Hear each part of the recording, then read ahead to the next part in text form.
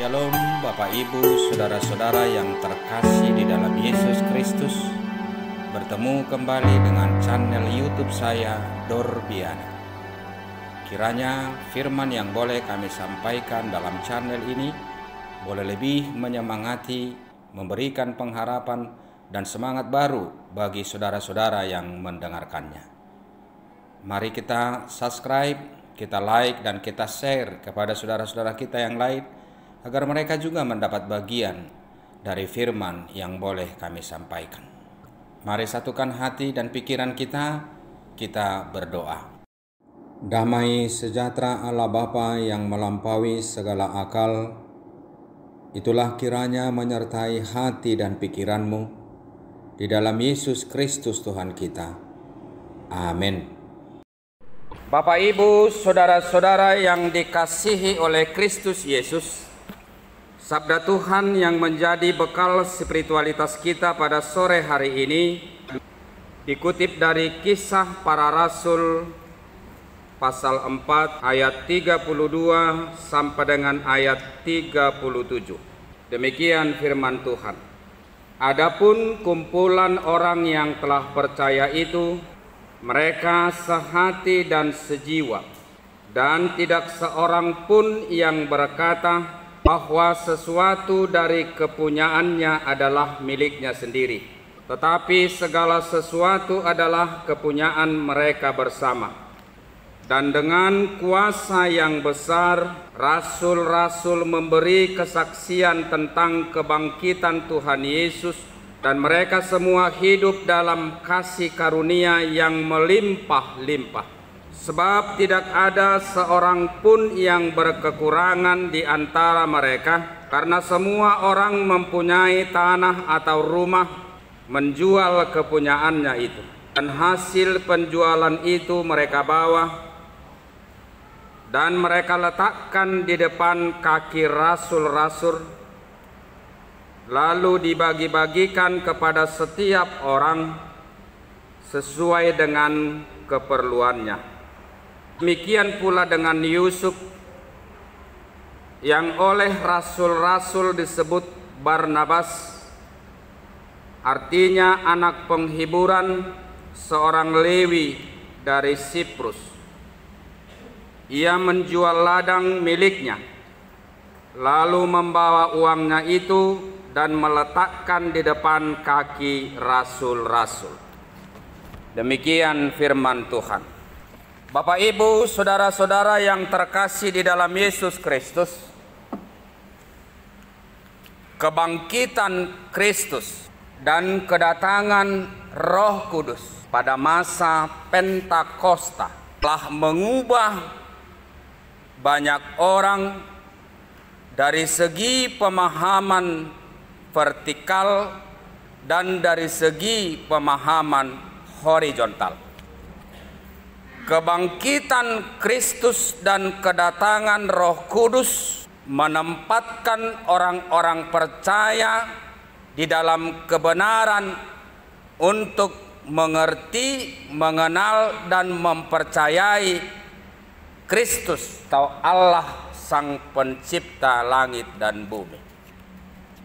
Kebangkitan Kristus dan kedatangan Roh Kudus telah meletakkan pemahaman orang percaya sebagai pribadi yang bertanggung jawab kepada sesamanya, vertikal dan horizontal. Kebangkitan dan kedatangan Roh Kudus telah menyingkap hal yang sudah lama tertutup dan menempatkannya di tempat yang sebenarnya.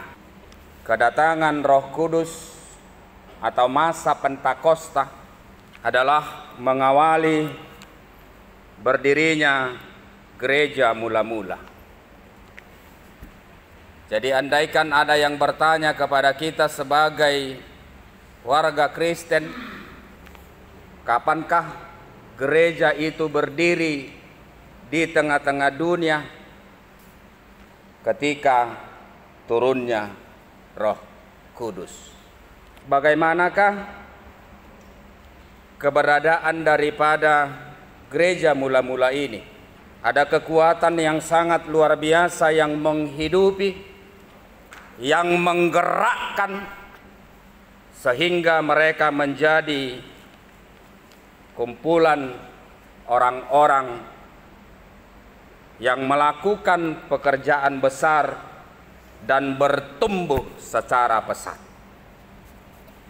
Awalnya mereka hanya berjumlah 120 orang, kemudian bertambah menjadi 3.000 orang, kemudian bertambah menjadi 5.000 orang. Ini adalah penambahan yang sangat luar biasa. Tentunya Bapak Ibu, saudara-saudara, kita percaya ada kekuatan yang sangat luar biasa yang menggerakkan komunitas ini sehingga pertumbuhannya sangat pesat.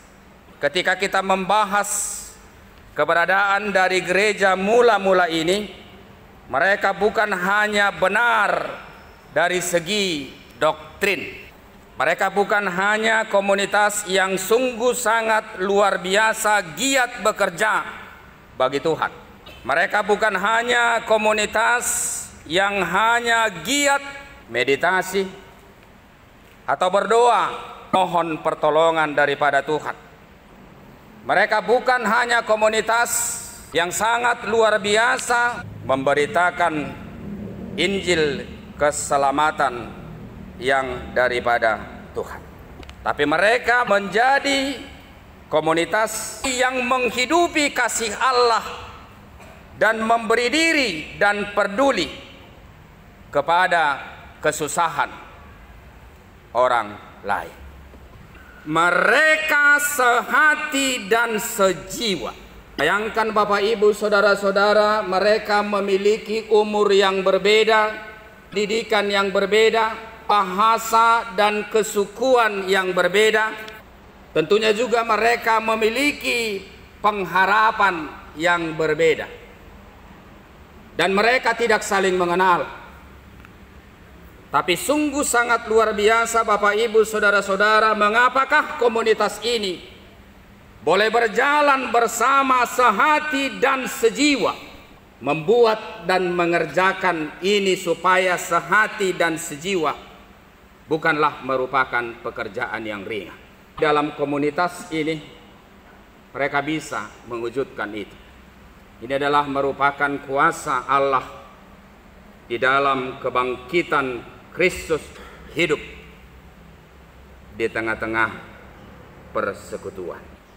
Mungkin kita berpikir bahwa kondisi dan situasi yang mereka alami pada waktu itu adalah kondisi yang biasa-biasa saja. Tapi sebenarnya mereka adalah komunitas yang senantiasa teraniaya, yang hidupnya terancam, kebutuhannya terancam. Ketika Petrus bersama dengan saudara-saudaranya yang lain memberitakan firman Tuhan, melakukan penyembuhan kepada orang-orang sakit, tapi mereka ditangkap lalu dibawa ke meja pengadilan agama. Tapi oleh kuasa dan kebesaran kebangkitan Kristus itu sendiri, Roh Kudus memberikan pengetahuan dan hikmat kepada mereka. Mereka bisa menjawab segala pertanyaan yang menyangkut soal itu, dan mereka dibebaskan.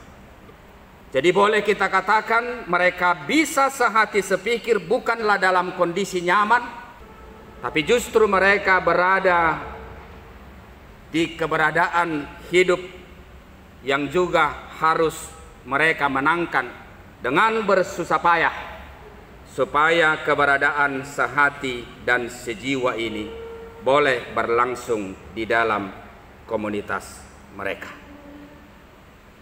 Sebab tidak ada seorang pun yang berkekurangan di antara mereka, karena semua orang yang mempunyai tanah dan rumah menjual kepunyaannya itu, dan hasil penjualan itu mereka bawa kepada rasul.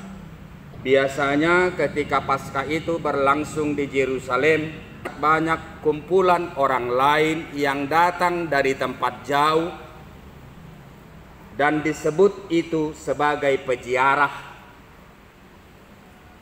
Menurut pengamatan, banyak orang lain yang menolak kebangkitan Kristus, tapi di pihak lain banyak orang yang percaya dan tiba-tiba bertobat setelah menyaksikan kebangkitan Kristus itu sendiri. Mereka enggan pulang dan mereka hendak berlama-lama menikmati keberadaan Yerusalem.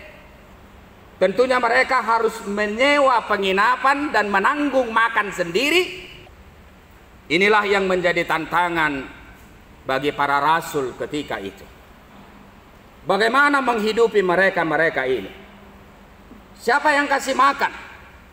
Apakah gereja berpangku tangan saja dengan keberadaan peziarah-peziarah ini yang telah memiliki semangat yang sangat luar biasa ketika roh kebangkitan Kristus itu mengubah mereka menjadi pribadi yang berani dan bersemangat untuk memberitakan firman kebangkitan, penyembuhan dan lain-lain? Inilah yang membuat mereka tergerak, bukan dalam keadaan terpaksa menjual hartanya, menjual rumah, menjual ladang. Bagi orang Israel, ladang adalah merupakan bagian daripada status. Ladang adalah merupakan jaminan kehidupan ke depan.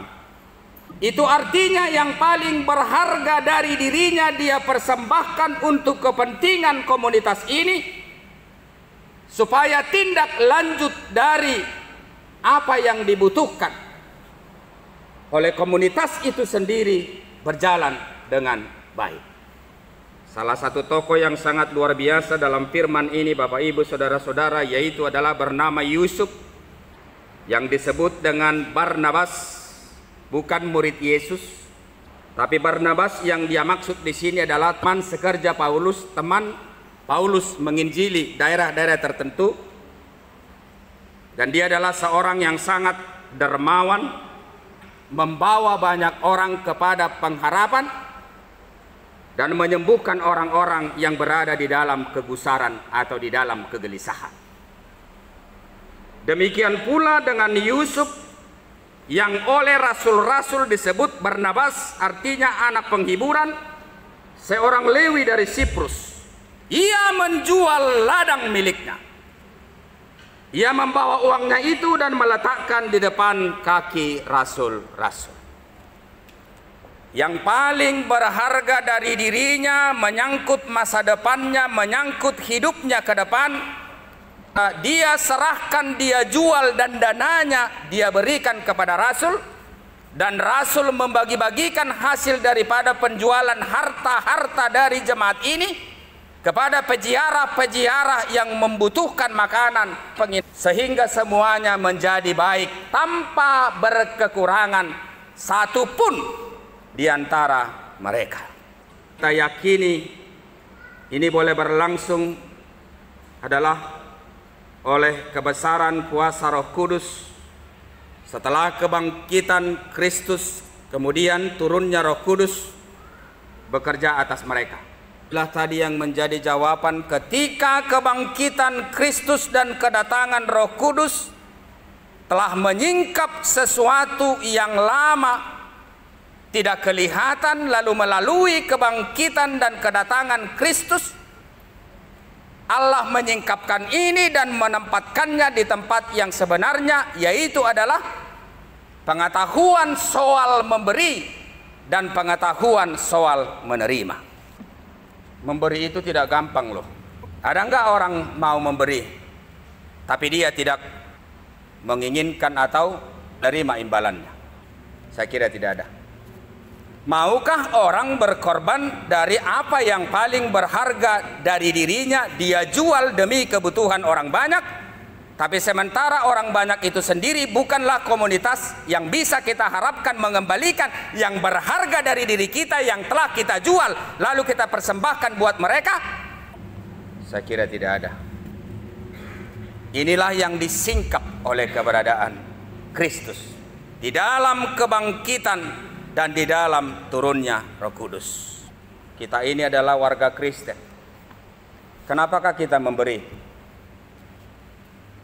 Jangan pernah kamu tanya berapa anggur yang sudah kamu minum, tapi tanyakanlah pada dirimu berapakah anggur yang sudah kamu tuang. Kenikmatan hidup adalah diukur dari seberapa yang sudah kita kumpulkan. Allah tidak menginginkan kita menjadi pribadi yang miskin. Allah mau kita kaya dengan bekerja keras dan melakukan sesuatu dengan halal.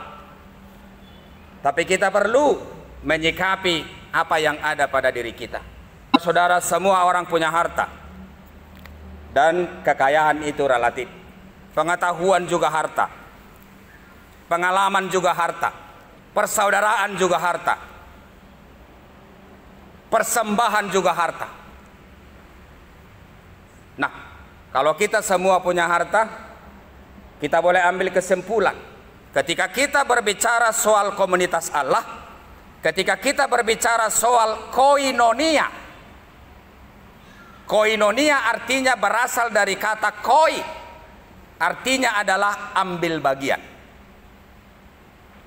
Kalau kita berbicara soal koinonia, itu artinya kita berbicara soal Ekaristi Kudus, persekutuan yang intim. Coba saudara bayangkan ini roti. Kalau menurut teologi kita, perjamuan kudus itu adalah roti yang utuh. Lalu Kristus menyatakan dirinya bahwa roti itu adalah tubuhnya. Coba Bapak Ibu bayangkan saudara sebagai roti ini bersama dengan harta saudara. Lalu Yesus mencabik tubuhnya. Terimalah, inilah tubuhku. Terimalah, inilah darahku. Inilah Ekaristi Kudus. Inilah persekutuan yang intim. Inilah artinya koinonia, ambil bagian dari keberadaan persekutuan. Pahami dari segi pemahaman teologis, dipahami dari segi pemahaman Kristiani. Menjadi persoalan, maukah engkau mencabik sedikit tubuhmu kepada orang lain? Maukah engkau menyerahkan sedikit apa yang menjadi bagian daripada dirimu kepada orang lain?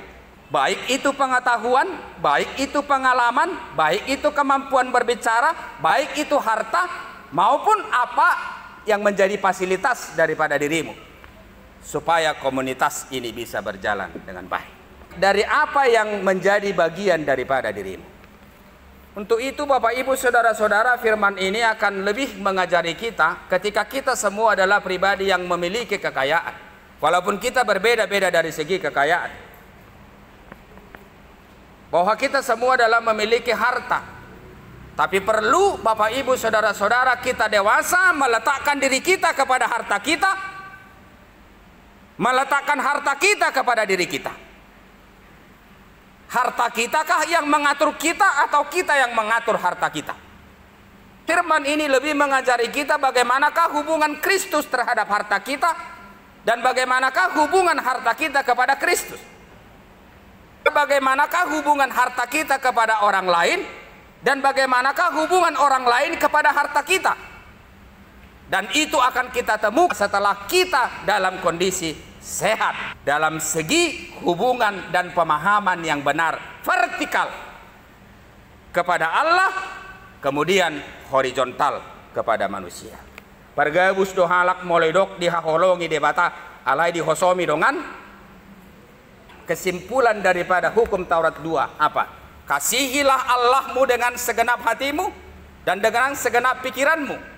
Kemudian kasihilah sesamamu manusia seperti dirimu sendiri. Makanya kamu mati, salib itu ditancapkan. Dan kemungkinan setelah semua orang pergi, pertanyaan Tuhan hanya satu kepada kita apa? Bagaimanakah pertanggungjawaban hubunganmu terhadap saya? Dan bagaimanakah pertanggungjawaban hubunganmu terhadap sesama manusia? Allah hendak bertanya, Bapak Ibu Saudara-saudara, ketika kita menjadi pribadi yang hidup di dalam makna kebangkitan Kristus itu sendiri, bagaimanakah kita menjadi pribadi yang termotivasi bangkit memberikan sesuatu yang ada pada diri kita supaya komunitas kita semakin baik. Bisa saja ke tetangga, bisa saja kepada orang-orang yang kita temukan dengan tidak sengaja di tempat yang lain. Lalu bagaimanakah kita menempatkan diri kita sebagai pribadi yang berguna tanda kutip kepada orang lain? Kalau kita memiliki sesuatu yang lebih, bagaimanakah kita boleh berbagi tentang ini? Bagaimanakah yang kuat bisa membantu yang lemah? Bagaimanakah orang yang memiliki pengetahuan banyak kepada orang yang tidak memiliki pengetahuan? Dan yang menjadi kesimpulan, bagaimanakah kita menjadi pribadi yang berdampak bagi orang lain? Mari bekerja keras, memakai waktu dengan baik, senantiasa mengundang campur tangan Tuhan dalam segala aktivitasmu, dan kumpulkanlah sebanyak mungkin apa yang boleh kamu kumpulkan di dunia ini, tapi jadikanlah pribadimu menjadi pribadi yang dipercayai oleh Tuhan mengelola semua itu. Tapi ingat, semakin banyak yang kamu kumpulkan, kamu semakin banyak memberikan tanggung jawab kepada lingkungan dan masyarakat sekitar. Ketika Tuhan memperkenankan engkau hari ini bagian daripada kebangkitannya, bagian daripada kedatangan Roh Kudus, pakailah perananmu untuk menciptakan persekutuan orang-orang yang mempercayai kebangkitan Kristus itu sendiri nyaman dan senantiasa lebih memiliki komitmen untuk memberitakan keselamatan sampai ke ujung bumi. Amin.